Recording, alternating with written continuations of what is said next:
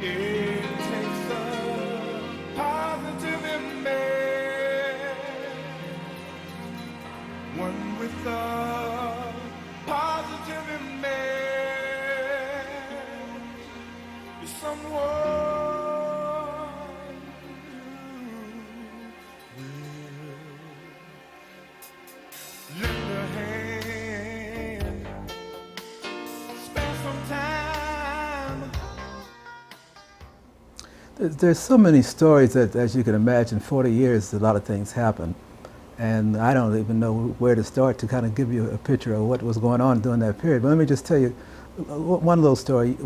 The building that we had was an old, typical Washington, looks like an embassy building. It was a large building. And we had two of them next door to each other. But they didn't have any institutional kitchen, and we had to feed a group of people. So we didn't even have a stove at that point. So we cooked on a hot plate, and then we prepared the food, and we washed the dishes in the shower. So there were things like that that happened, and until we went out and found out how we was going to get a stove.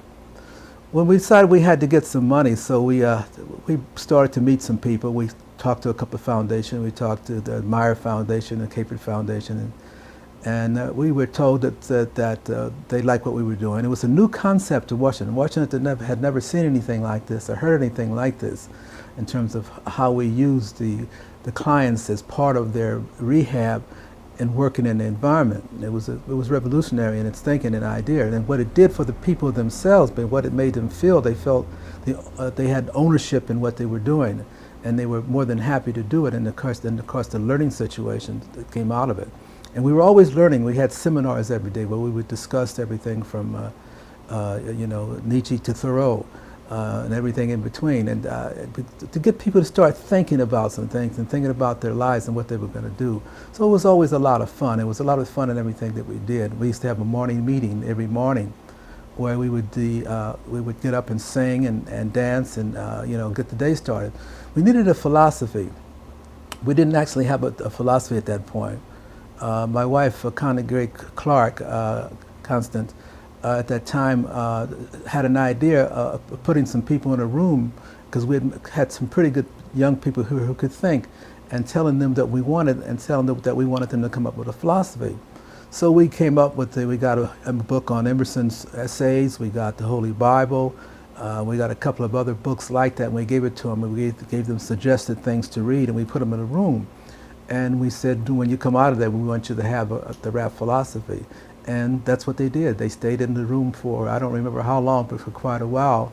And they had a light of discussion and cutting things up. And when they came out, they had the rap philosophy, which is the philosophy we use today. Now, what's so important about that is that the people who were there trying to get their lives together played a role in everything that happened from that point on for the next several years. Starting from the philosophy to everything that we did. So that was a very important thing. There's been many stories like that. When we met Polly Shackleton, who was a city council person, one of the early city council, first city council. She came over and she liked what we were doing and liked the idea, and she said, I think I can get you some money. I think there's some money that we can put aside specifically for substance abuse. So she did that. It was a funny story. So of course, when the money got put aside, it was for substance abuse, which is a broad category.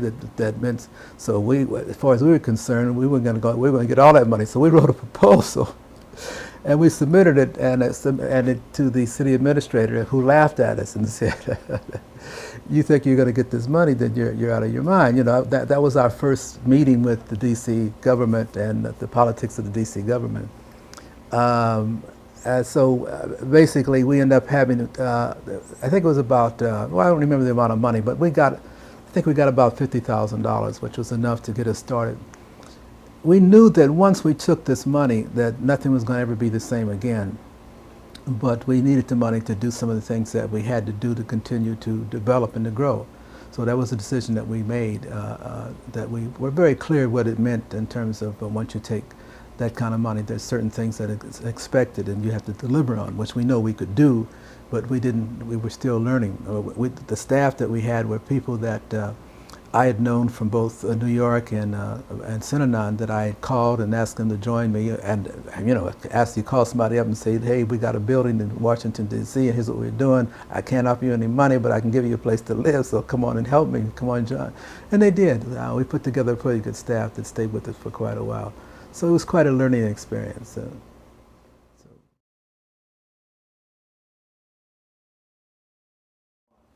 One of the things that I had learned from Chuck Diederich and Synanon is that the importance of having owning your own property.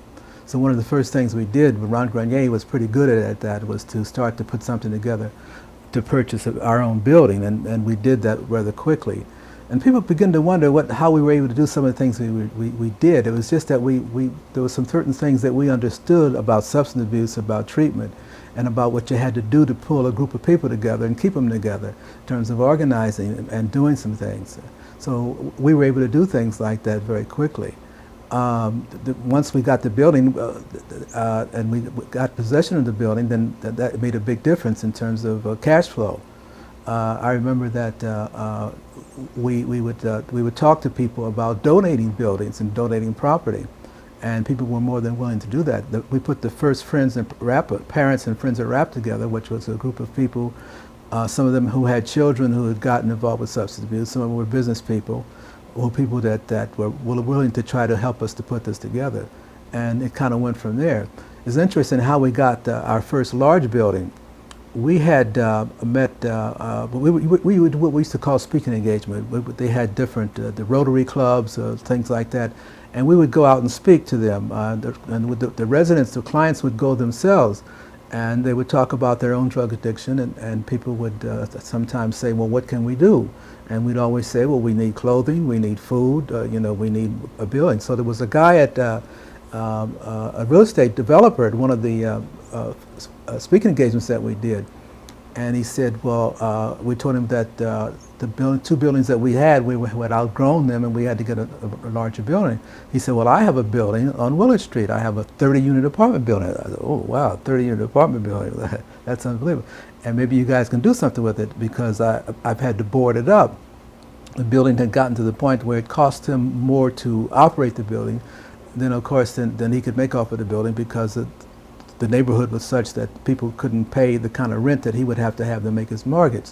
So the building was sitting, and so we went over and looked at it and said, hey, we can do it. Now, we didn't know what we were going to do with this 30-unit apartment building or how we were going to do it, but we had the courage to say, hey, we'll take it.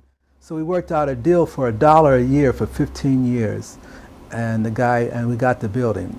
Then we began to try to figure out how we were going to put this building together.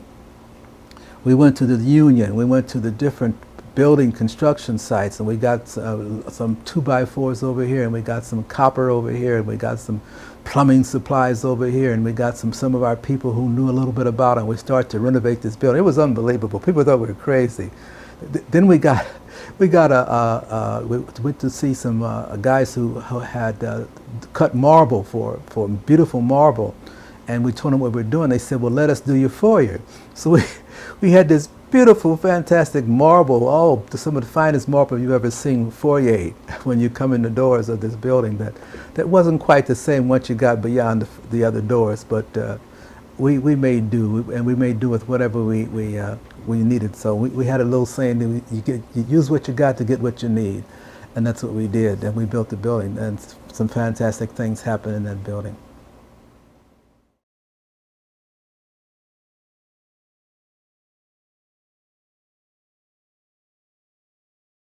How would you compare the effectiveness of an outpatient clinic service as opposed to residential? Well, I certainly am biased to residential. I think that the only way a person really can get their lives together is through going into a residential program. The reason I say that is I think that the actual physical effects of the drugs is just the small symptom. After they stop using the drugs, then they have to get into why they used the drugs. What was the problem? What was the confusion in one's life? What is one's values and outlooks on life? And that can only take place through a series of confrontations in terms of group sessions, one-to-one counseling, and an environment that is protective in a sense, but adds the support and the strength that allows the individual time to kind of take stock of what he's done to him or herself. So I think in comparison that there really isn't. I think that the better approach is for residential. We did a couple of television programs, and people getting to hear about what we were doing and wanted to know more about it. There was a young woman who was on the city council in Montgomery County, and she came to see us, and she was very excited. As it turned out later, her son was involved with drugs, and she was trying to figure out what to do about it. But she wanted us to come in to start a facility, and she said she'd help us find a facility, which she did. And we found a facility that had been one time that belonged to the Parks Department, Parks and Recreation Department, right on Georgia Avenue, Upper Georgia Avenue in Silver Spring. Well, once we moved in there, all hell broke loose because basically, the program was black and white and Spanish and everything. We even had some people had their kids with them. So the community got very upset about it, and that was our first community fight, but there were many after that in terms of what people thought and how people thought we should do and where they thought we should take the program. But we kept moving forward. In fact, we got George Ron Grenier had found a piece of property, and also in Silver Springs, which on an eighth of an acre. It was three houses, one large house and two smaller houses. And we went on a fundraiser drive to raise the money to get that. Well, we bought the property, and we never got to use it. The community put together such an effort to stop us, and in fact, a film was done. It was called "Rap in the Suburbs," that showed the pettiness and the unbelievable ignorance of the community and what they thought about substance abuse, and they didn't think about it. They had no understanding of it. But when you kind of brush it all away, it really got down to the issue of the fact that there were men and women living there in the building together. Which of course is coeducational. You couldn't do anything like this unless it was coeducational. And they're white and black. And I think that was the bottom line about what people were concerned about and what they were worried about. So we never got to use the property, but we used that to springboard to something else and kept moving. We let nothing stop us. Anything that we were going to do, we were going to do it, and nothing was going to stop us from doing it. So that's the way we moved at everything. Once we found out how to do television, for instance, we met a young woman who said, you guys can do PSAs. And we said, well, we never done PSA before. She said, well, I'll show you how to do it. And these were public service announcements, and so we got together and we had some musicians and some other people, and we built a set. And so we put our own PSA together, and people said, well, you can't do that. You have to go through the union. So we went to the union, and we got to because you have live music. So we went to the union, and they gave us a waiver so we could use our own musician. They said, well, you can't do that because you have this. And so we went to the people who said we couldn't do that, and we got it moved and changed around. So then other organizations started wondering, well, how do they do all this stuff? We were doing our own PSAs. So PSAs used to be run early in the morning and late at night. So we found a way to get around that. So it's just determination and creativeness that we used. And we knew that we had something. It was important that there was a need for it. And we had to get people to understand and educate them to the point that they wanted us, which it finally came down to.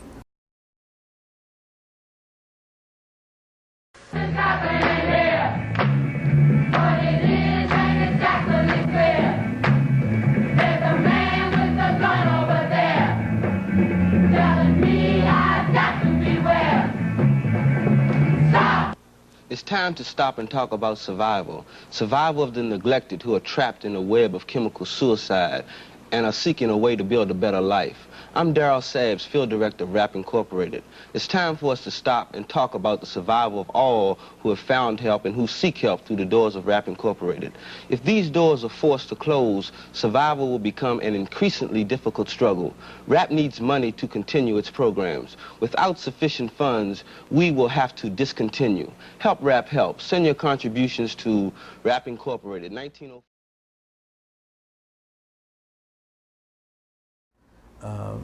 I remember when we went after our first federal grant, which again we knew that this was going to be something once we did that, because there were certain things that were expected once you took federal money.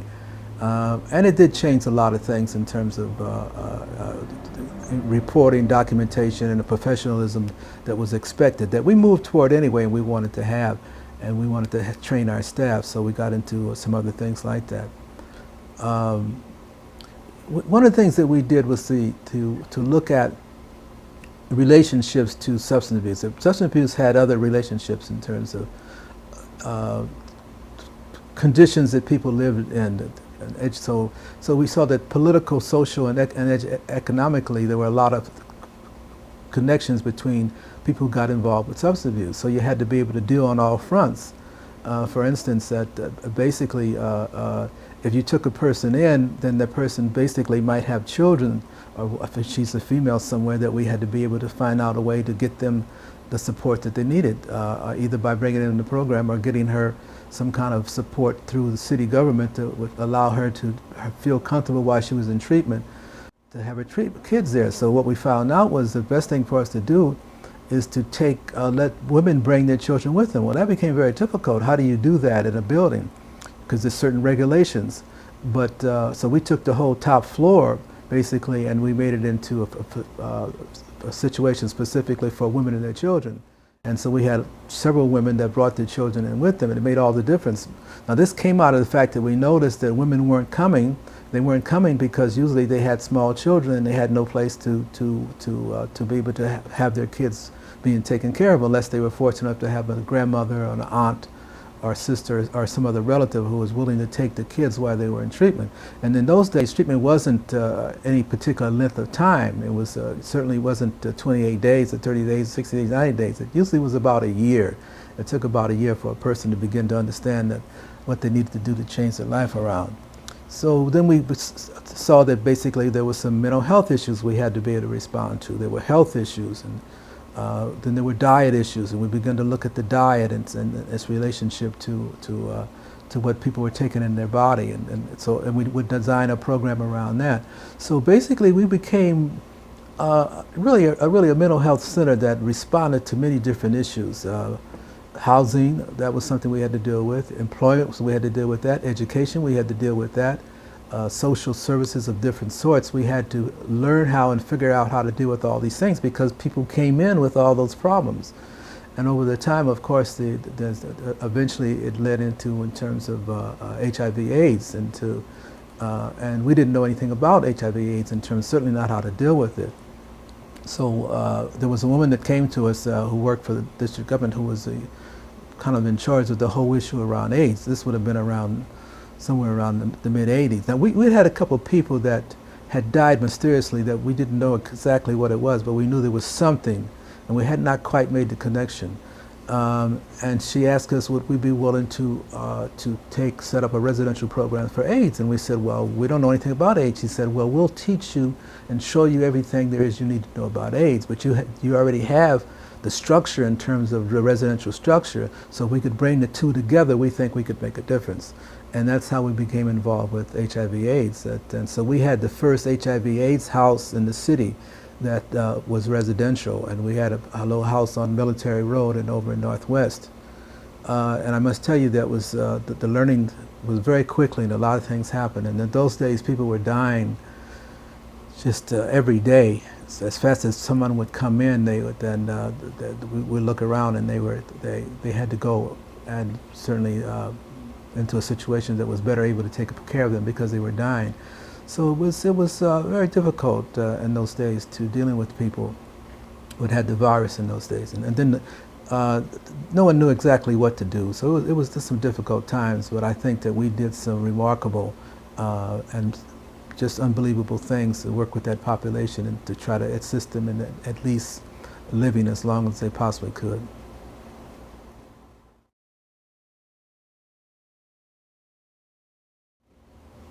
Today we operate several programs. We have a program in Maryland on the grounds of the Old Forest Haven. It's called the Bobby Dukes facility. It's a facility that holds up to close to 70 or 80 people. It's named after one of our former clients, one of our former staff, Bobby Dukes, who was instrumental in doing a lot of things and bringing a lot of ideas to the organization, who died a few years ago. We wanted to do something in his memory and honoring him, so we named the facility after him. Then we have the Calvin Rolock Center. That's the story in itself. After we 15 years went by very quickly on Willard Street. Before we knew it, the guy was saying, hey, the 15 years is up and I want my building back. Of course, Washington had a thing called the first right of refusal. So we had the first right of refusal, which meant we could buy the building, and he would have to sell it to us before he could put it on online for anybody else. But of course, by that time, I think he wanted several $1 million for the property. Well, we didn't have the money to do the property, so we didn't know what we were going to do. So we were running all over the place. I must have went to every ward. Every time I saw a building of any size in any ward, I would go up and try to find out if a school was closing, an apartment was closing, how we might be able to get that property. And we ran into some interesting things because by this time we'd been around 15 years, and you'd think people knew what we did and had some interest, and certainly had known what the many breakthroughs that we'd had in terms of prevention and treatment, in terms of being successful with the numbers of people that had successfully gone through the program. But we kept running into, well, we like what you do, but can you do it somewhere else? People were not interested in having a program in their ward. And I said, well, the people that we're talking about are from your ward. They're not strange people that come from outer space. They're people that have a need, and unfortunately have got themselves in some difficulty, and they're going to need some help in getting out of that. It was just, again, surprising the numbers of people that just were not interested and didn't want it to have anything to do with substance abuse. And I think they had seen and gotten from television and a lot of images about what they thought it was, that people hanging out in front of the place and trash and a lot of nonsense going on, which rap didn't have that. We were very structured, and there was no way you could hang out in front of our building unless you were out there sweeping the front of the building or something, had something specific to do. So we didn't have that kind of situation. And I think, unfortunately, methadone facilities seem to have been what people saw. They were on the news quite a bit. And that's when they heard about drug treatment or drug rehab, that was the image they had in their mind of these people hanging out and doing nothing, you know. So I think that we kind of caught the blunt of that. So we had, again, another job of education to do to get the community to understand who we were and what we do, and that any place that we've ever been, any building we ever had, we made it better. So we had to continue to do that in terms of talking to people. So the building on Willard Street, we had to get out of that building, so we started looking for another place. We went to Mayor Barry at that time, who was a friend and a supporter and who understood what we were trying to do, and told him that we were losing the lease and we had to get a building. And he said, well, I don't know what I can do. And we asked, well, how about an old school or whatever, you know. So we tried several different configurations. So he said, well, look, you know, we're closing down Forest Haven. Maybe there's several buildings out there. Maybe there's something that you could find out there. So I went out. He suggested I go out there and take a look, which I did. And we found a building way in the back. And that's how we got to Laurel. In the meantime, the guy who had the Willard Street buildings for $1 a year for 15 years said, look, I got another building you might be interested in over in Northeast Washington on 4th Street. I said, well, let me go look at it. I came over and looked at the building. I said, oh, fine, we'll take it. And I didn't have any money. I didn't have a cent. And he said, well, you know, I think he wanted $150,000 for the building. It was a 20-unit apartment building, which is this building next door that you will probably see at some point as we move along here. And so we had to start trying to figure out how we were going to get the building and raise the money for the building. I went to the board. The board didn't have any money, but there was a member on the board that made a deal, said, look, I'll come up with $100,000 for the building, and if you guys can come up with the 50. So I said, I always say yes, sure, we can come up with the 50.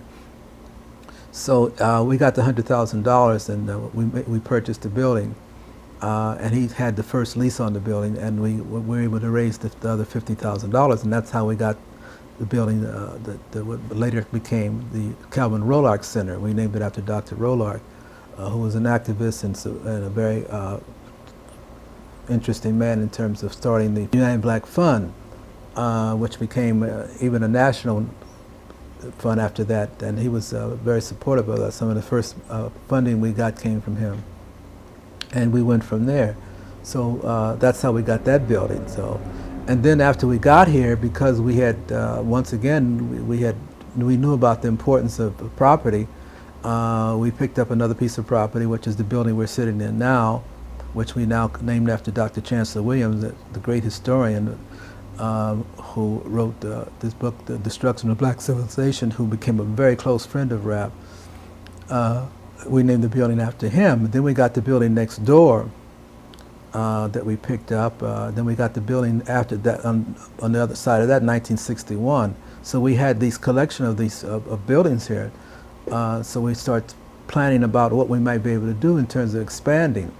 Then the parking lot, which was a vacant lot on the other side of 1961, came up for sale. Now again, each time we had no money.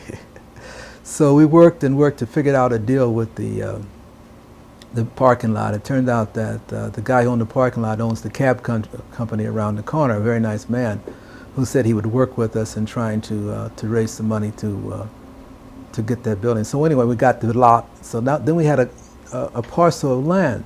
So we went to the city and we said, we have this parcel of land that we'd like to develop. And the parcel of land was about $1.5 million. So we came to the table with some money, and we said we'd like to, for DHCD, Department of Housing and Community Development, to come up with some money so we could build our own facility. And that's where we are today. We're working with them right now. In fact, we went down and signed the loan agreement today for the what they call the pre-development funds, which will get us started in starting to work on the property a few doors down.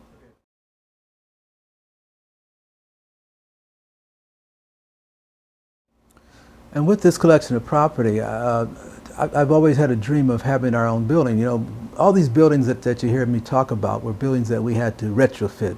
In other words, we had to go in there and tear walls down and change things around to make them fit the concept, because the TC, Therapeutic Community, which we haven't really talked about yet, has a concept and a structure and a certain space that it needs for it to happen. So we always were tearing walls down to make this happen. So I've always had this dream about building a building that was specifically designed for a TC. And so by collecting these properties, that I knew at some point we were going to get the opportunity to do that, but it came a little faster than I thought. So we decided, well, look, why don't we take this to DHCD, Department of Housing and Community Development, and say, look, here's what we have. We have this parcel of land, here's what we want to do, and we want to enter into a partnership with you. The city needs treatment slots and beds, and we have some property, and we're willing to work out something with you guys. So it became a public-private partnership with the District of Columbia for us to build this facility, and that's what we're doing now. In fact, we will be signing papers very shortly for the pre-development money, which will get us started, which will mean we'll have the groundbreaking and the architect can now finish the plans and get the permits, and it's all the things that's involved with actually constructing a building. So I'm now a developer. How about that?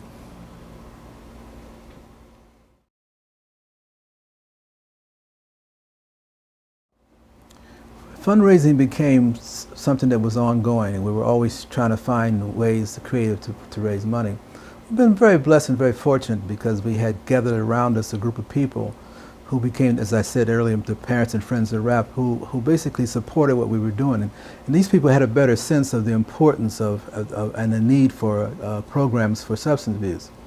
There was a young man who was a fundraiser from Georgetown who came and said, I want to do this fundraiser with you guys. And so we said, great. And we had people like Vi Curtis Hinton, who was on our fundraising committee. Roscoe Dellums, the wife of Congressman Ron Dellums, who was on the committee. Just some outstanding people from the community kind of came forward and kind of embraced us. And in fact, we had this fantastic fundraiser at the Mazza Gallery. Now, this was the beginning. We launched the opening of I think at that point it was Saks Fifth Avenue, Neiman Marcus, and I don't forget whatever stores were there. It's still there today, but the first fundraiser they ever had, they put tents up, and it's fantastic.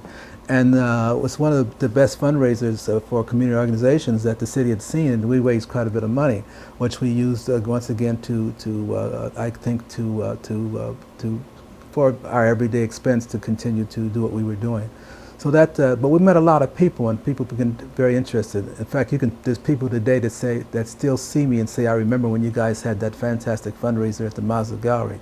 Yeah, we did.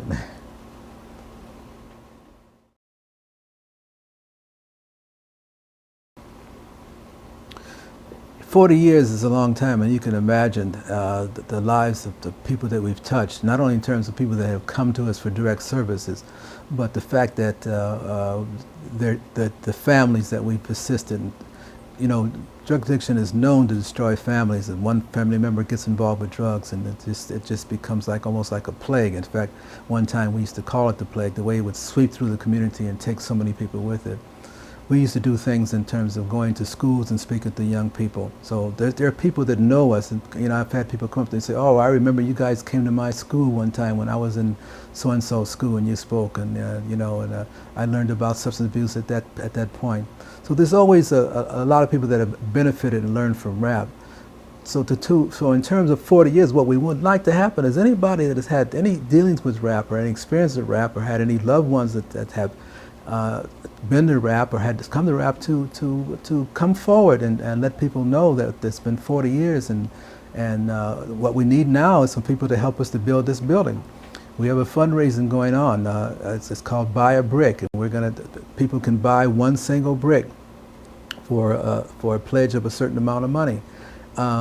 Put their name on the brick, and their name will go up somewhere in the building as terms of contributor toward the building. The building's going to be a fantastic, beautiful building. So this is one of the things that the community can do in terms of coming together to help us to see this, the reality of 40 years in this building that will be a community effort in every way. So don't lose out on this one. Get involved and buy the brick, and you can buy the name of a loved one, or perhaps someone who that you know that needs the program, and put the name, or then the family name. Are many ways and different forms that you could contribute toward this project, assisting us to build this building too. But don't miss out on buying a brick. We have a slogan we used to say, and we still say it from years ago: if you need help, if you want help, if you want to help, check out RAP. Check us out on our website, rapping.org, our YouTube channel, and our Facebook page. We'll see you there. It takes a positive man, one with a positive man, someone